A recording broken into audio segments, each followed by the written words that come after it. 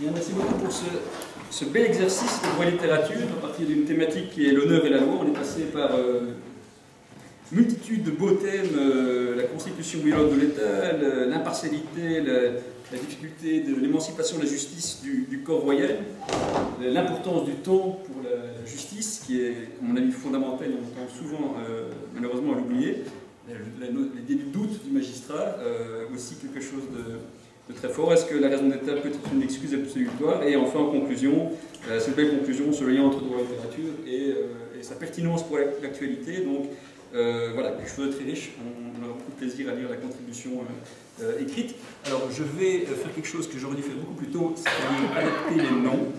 C'était en fait une stratégie pour que les gens qui regardent mon nom sur YouTube sans voir mon visage pensent que je suis l'auteur des deux exposés qu'on vient d'entendre, et aussi un peu de distraction. Alors, last but not least, Massimo Vogliotti est maître de conférences de philosophie du droit et de théorie du droit à l'université de Piémont oriental en Italie. Il est membre du comité de rédaction de la revue Droit et Société, donc il est correspondant pour l'Italie, mais aussi de la revue interdisciplinaire d'études juridiques de Saint-Louis et de la revue L'Équité et la Justice, dont on parlait tout à l'heure. Il est également membre, était membre du conseil scientifique de la mission Droit et Justice du ministre des Finances français. Je note qu'il a obtenu en 1999 un prix du Conseil national scientifique italien pour un texte qui s'intitule « Faut-il récupérer Aidos pour délier Sisyphe ?» à propos du temps clos et instable de la justice pénale italienne. Et je me rappelais que lorsqu'il nous donnait cours à l'époque dans le master de théorie du droit, il nous parlait beaucoup de la rhapsodie, cette métaphore littéraire sur laquelle il a écrit en tout cas un texte, mais peut-être plus.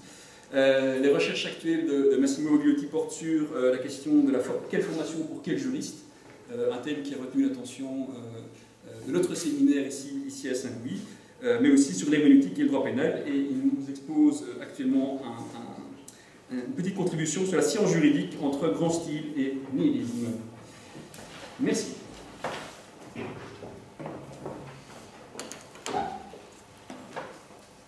Merci Jérémy pour cette présentation et merci aux organisateurs de ce colloque de m'avoir invité. Je suis très heureux et honoré d'être ici avec vous, à rendre hommage à François Host, que j'ai eu la chance de connaître ici même il y a 23 ans. Le temps passe moins vite.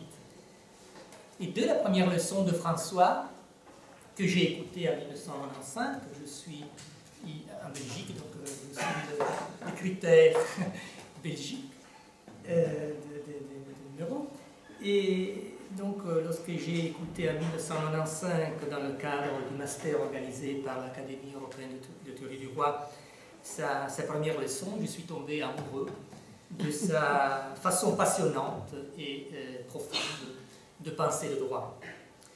À cette époque-là, j'étais en train de faire une thèse en procédure pénale, donc notre domaine, et c'est grâce à la rencontre de François que j'ai entamé ma carrière de théoricien du droit, et depuis le 1er octobre, en effet, mon université m'a nommé professeur ordinaire, donc je fête aussi ce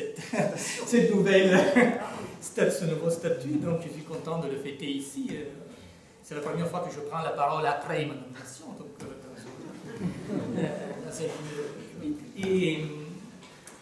Et donc, c'est grâce, je disais, à la rencontre de François que j'ai entamé ma carrière de théoricien du droit et que j'ai commencé à aimer le droit. Oui, parce que lorsque je faisais mon droit à Turin, j'ai éprouvé plutôt une sensation, comme l'avait dit Saleil au début du siècle passé, de sécheresse, lorsqu'il se rappelait de ses études de droit, de sécheresse et de pauvreté culturelle. Et depuis lors, François a suivi toujours ma réflexion sur le droit et a veillé sur ma carrière académique. Donc, un grand merci, François, et maître et ami très précieux.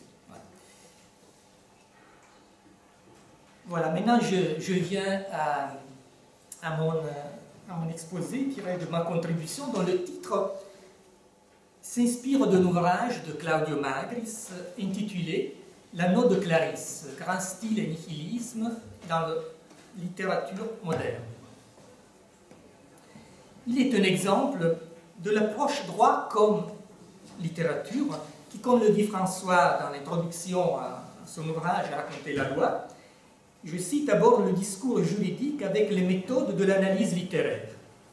Je vais vous proposer plus précisément une comparaison que je trouve féconde pour le juriste entre narratologie littéraire, ici, dans mon cas, la structure et la crise du grand style du roman moderne, et narratologie juridique, la structure et la crise du récit de la modernité juridique. D'abord, qu'est-ce que c'est ce grand style dont nous parle Marx? Le grand style, nous dit-il, je vais citer pas mal de passages de Klaus Marx, que j'ai trouvé, parce que chaque fois que j'ai lisé cet ouvrage, il y avait des résonances juridiques. Donc, je l'ai trouvé très fécond, cette lecture, qui m'a donné une perspective pour enrichir mon regard sur le droit.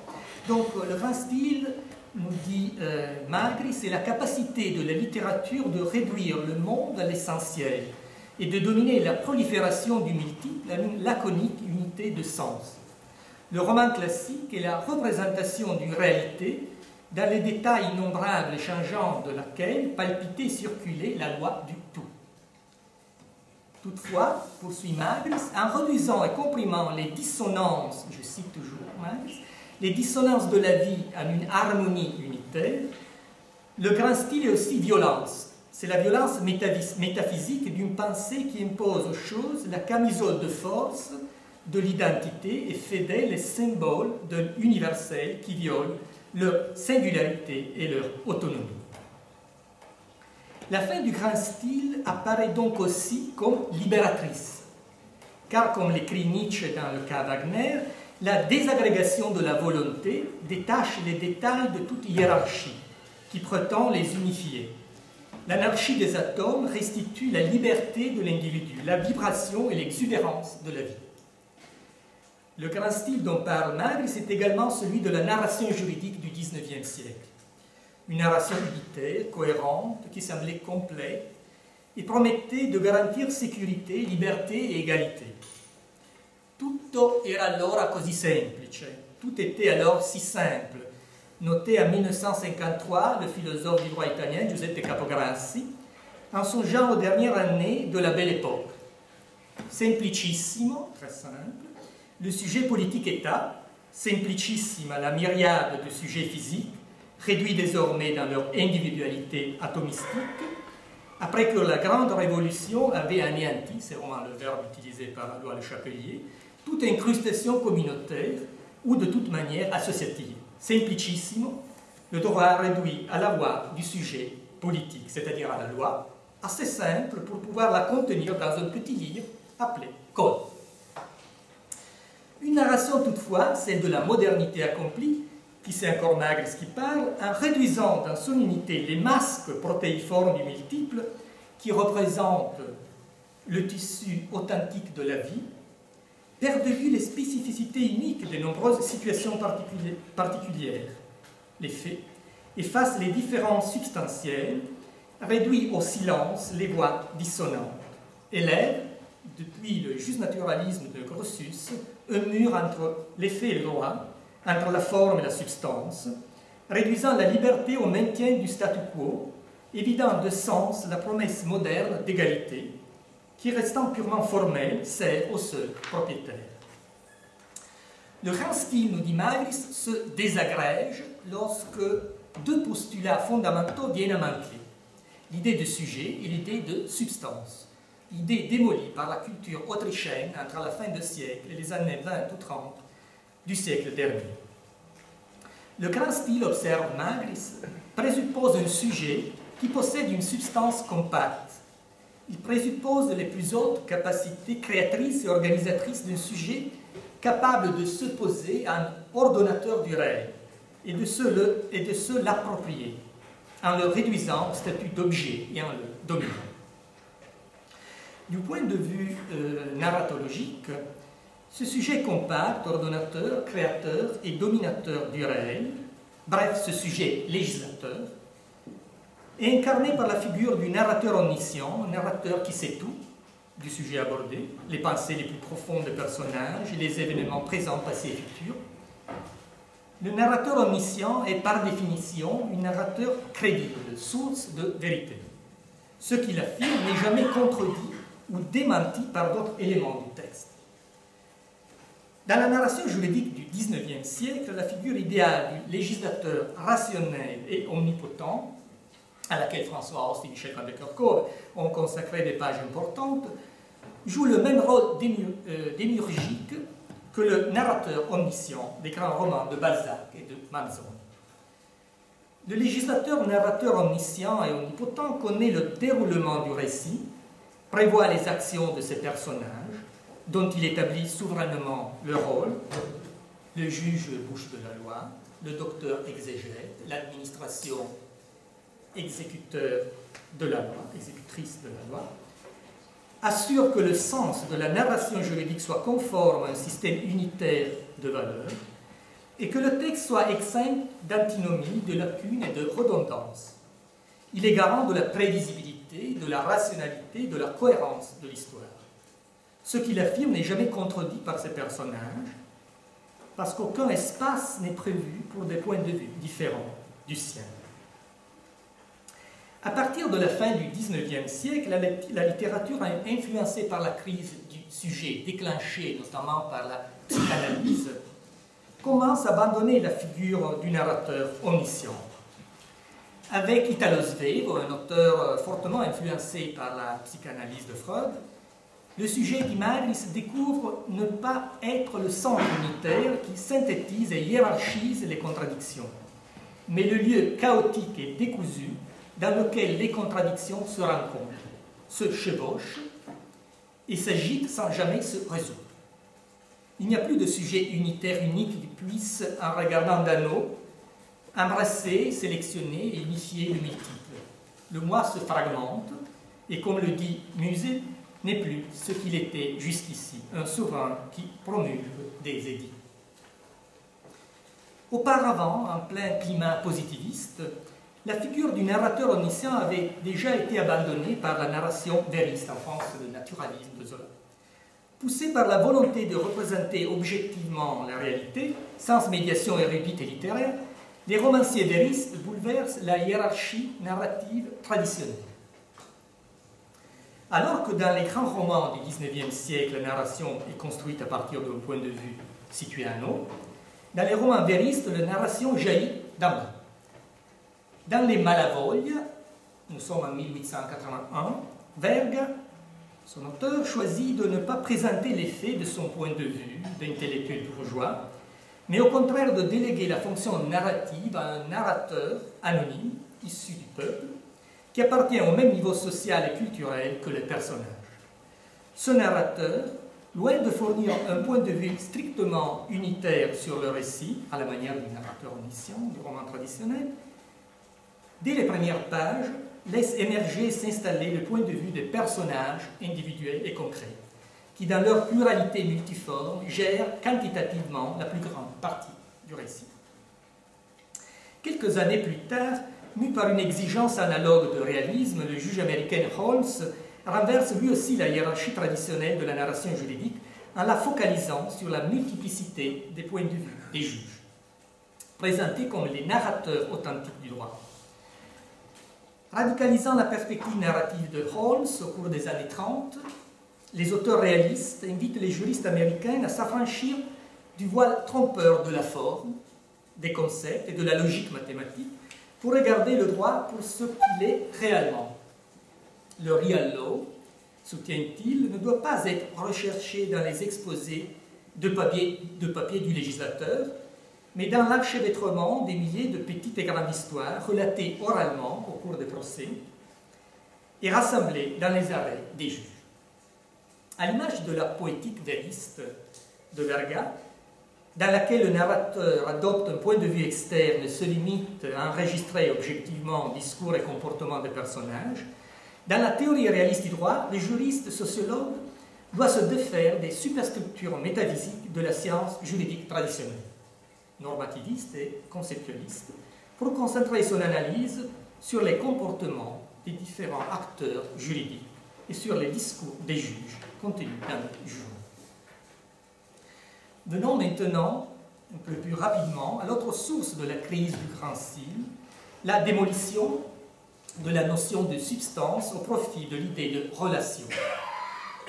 Dans la littérature de la crise, observe Magris, chaque valeur, je cite encore Claudio Magris, chaque valeur, voire même chaque réalité, est présentée comme simplement fonctionnelle.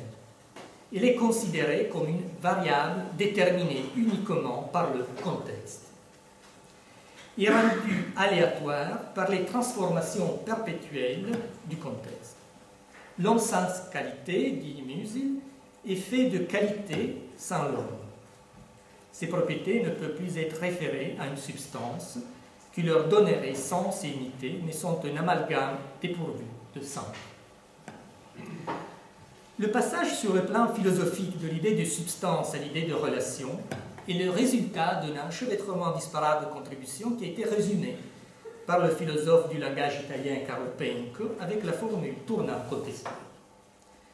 Je ne peux pas m'attarder ici sur cette formule qui vient du principe de contexte de Frege et dont la revue interdisciplinaire d'études juridiques a consacré un numéro, en fait, le premier numéro de la nouvelle version de la revue.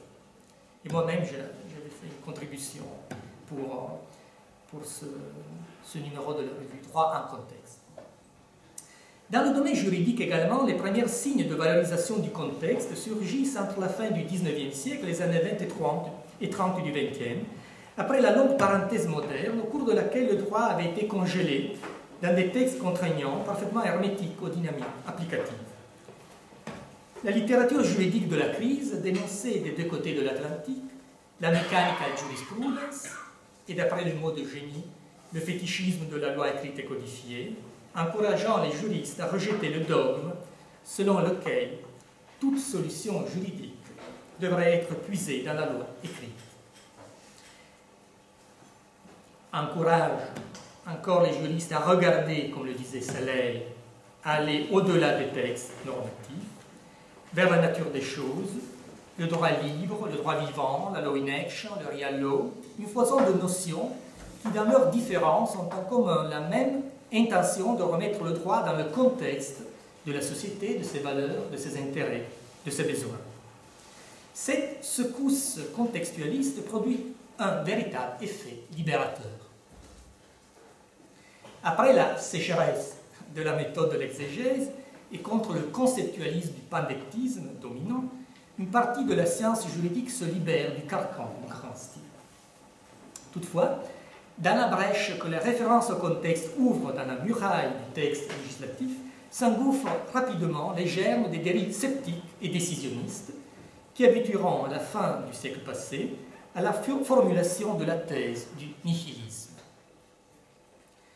Après avoir longtemps reposé sur l'axe du texte, l'accent d'une partie des juristes nouveaux se déplace radicalement sur celui du contexte, entraînant le texte dans le tourbillon herméneutique qui dissout dans le flux des interprétations.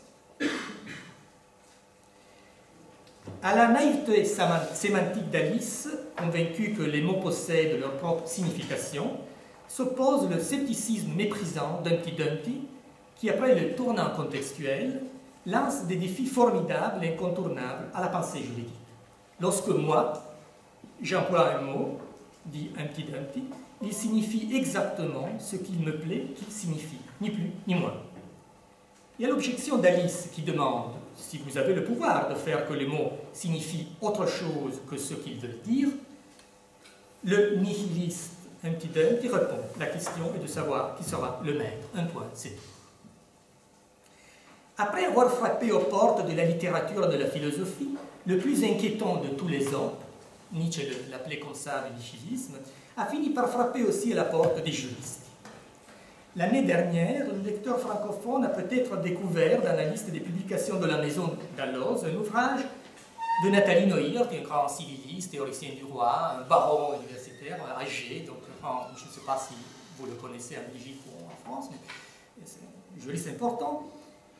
Et donc la Maison d'Alloz a traduit par les soins de Nader Hakim un livre qu'il avait publié en italien, nihilisme juridique. Donc, le titre Le nihilisme juridique l'année passée est sorti chez Dalloz. Pour Hirti, qui a longtemps pratiqué le grand style du pandectisme et du formalisme, le nihilisme, je cite, est le destin du droit de notre époque. Après avoir perdu la solidité que lui conféraient des narrations fortes, le lien à Dieu, la nature, la raison, la tradition, et qui lui octroyaient une identité spécifique et hiérarchique, sacrée, le droit se serait dissous, entièrement absorbé par le politique et l'économique, en clair, par le marché et le pouvoir. Je cite Nathalie Noyer. Tout ce qui garantissait l'unité et la vérité du droit touche désormais à sa fin. Il ne reste plus maintenant qu'une production et une consommation incessante de normes, qui sont issues de la domination exclusive et totale de la volonté humaine. Celles-ci, les normes, comme n'importe quel bien marchand, sont produites. Ils proviennent du néant et peuvent être réexpédiés dans ce néant. Si conclut Hirti, et moi aussi je vais conclure, ne vous inquiétez pas, si conclut Hirti cet état de choses mérite le nom de nihilisme, nous n'aurons pas peur du mot. L'acceptation du fortuit et de l'occasionnel est la seule réponse devant le déclin des vieilles ou fausses unités. Il faut se laisser vivre dans la contingence. C'est l'acceptation de l'état de fait. L'état de fait qui est dominé par la volonté. C'est un volontarisme radical. Il part du rationalisme, du conceptualisme, du pandectisme allemand, et il arrive au nihilisme, un volontarisme radical. Pour le dire avec Zygmunt Bauman, Hirti a vécu au cours de sa longue vie les deux phases de la modernité, la phase solide du grand style et la phase liquide du nihilisme. Ce parcours n'est pas étonnant. Popper nous avait bien montré que le scepticisme, nous pourrons dire le nihilisme, est souvent la conséquence de positions épistémologiques excessivement fortes et optimistes qui finissent par se révéler dans la réalité impraticable. Et toutefois, le nihilisme n'est pas nécessairement le destin du droit de notre époque. Entre grand style et nihilisme, il existe une troisième voie, celle que la culture juridique européenne a choisi de parcourir après la tragédie de la guerre et des totalitarismes, la voie du constitutionnalisme et de la réhabilitation de la tradition aristotélicienne de la philosophie pratique. Par effet des constitutions rigides et notamment du contrôle de constitutionnalité des lois, les juristes ont réintroduit la seconde, ce que j'appelle la seconde dimension du droit, celle qui incarne les valeurs fondamentales de la société, les lois d'Antigone, qui maintenant sont écrites et doivent être respectées par n'importe quelle autorité politique. Par effet, de l'autre côté, de la réhabilitation de la tradition aristotélicienne de la philosophie pratique, les juristes ont récupéré l'idée que le droit n'est pas un système de normes, mais une pratique sociale interprétative, et que le but de la science juridique n'est pas de décrire de façon objective, neutre, les substances normatives produites par l'autorité politique, mais d'assurer que la pratique juridique soit toujours conforme au projet politique et éthique de la Constitution, version postmoderne de l'ancien droit naturel que la modernité positiviste avait anéanti. Selon Aristote, l'objet des sciences pratiques est l'action, donc le droit comme pratique sociale, et la fin n'est pas la vérité, mais l'action bonne, juste. Contrairement au grand style et au nihilisme, qui ont des racines épistémologiques fortes, la voie du constitutionnalisme et de la raison pratique découle de prémices épistémologiques faibles, fragiles. La constitution de l'après-guerre n'est pas une hyper-loi créée par le tout-puissant pouvoir constituant, une loi supérieure qui, au sommet de la pyramide des sources, domine tout l'ordre juridique. Cette idée de constitution, c'est pas si lui que je partage, mais cette idée de constitution appartient à la culture juridique moderne qui a réduit le droit à une dimension unique, à la volonté de l'autorité, ici l'autorité du tout-puissant pouvoir constituant.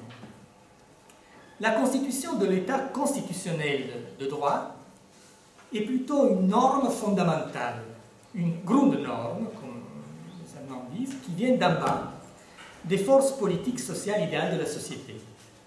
Pour que la Constitution puisse jouer le rôle de seconde dimension du droit, donc de représenter les lois d'Antigone, le droit naturel, donc de limite du pouvoir, la Constitution, comme le dit Gustavo Zagrebelsky, doit, je cite, s'incarner dans l'histoire vivante d'un peuple et devenir partie constitutive de sa culture.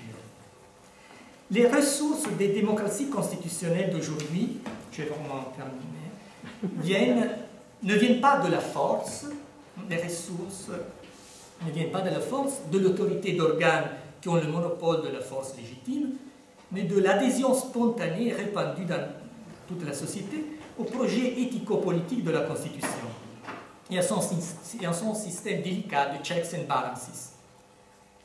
Si la Constitution, nous dit encore Zagrebelsky, n'a pas de son côté une culture constitutionnelle vivante, entrée dans les veines des relations sociales et politiques, elle n'est rien. Après 70 ans d'adhésion sincère et ferme à l'État constitutionnel de droit, de la part de la grande majorité des citoyens de l'Europe occidentale, nous sommes en train de vivre une période de crise de la culture constitutionnelle dont parle Zagrebelsky. La montée en puissance ces dernières années des discours souverainistes, autoritaires, la démocratie libérale d'Orban et xénophobe, voire raciste, est le symptôme d'une grave maladie de l'esprit et du projet juridique européen. Est-ce que la culture juridique européenne sera à la hauteur de ce défi formidable? En cas contraire, la prophétie d'Hirti, le nihilisme comme le destin du droit de notre temps, finira, hélas, par se réaliser. Je vous remercie.